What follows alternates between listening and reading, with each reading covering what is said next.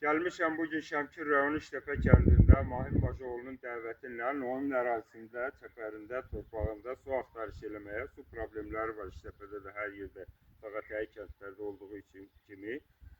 Və həmişəki kimi də axtarış eləyib suyun yerini müəyyən eləmişəm. Allah'a şükür ki, su tapmışam burada və indi sizə göstərmək üçün necə axtardım, necə oldu, onu əyani göstərirəm sizə. Dayandım və biolokatoru qaldırdım. Gördünüz, biolokator döndü, istiqamət verdi. Və mən biolokatorun arxasınca gələrək, fikir verirsiniz, ağac basırmışam burada. Bu ağacın yanına gələndə qarşımı kəsdi. Deməli, Mahim Bacaoğlu'nun həyətində ona lazım olan su buradadır. Dərinliyini müəyyən eləmişəm, təxminən 20 metr dərinlikdədir.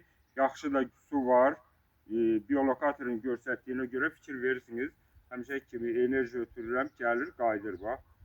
Gəldi, qayıtdı. Orta xətti keçib fırlandığına görə, valla 25'lik, 32'lik, bəlkə də çox. İndi mən onu dəqiq deyə bilmərəm, su var.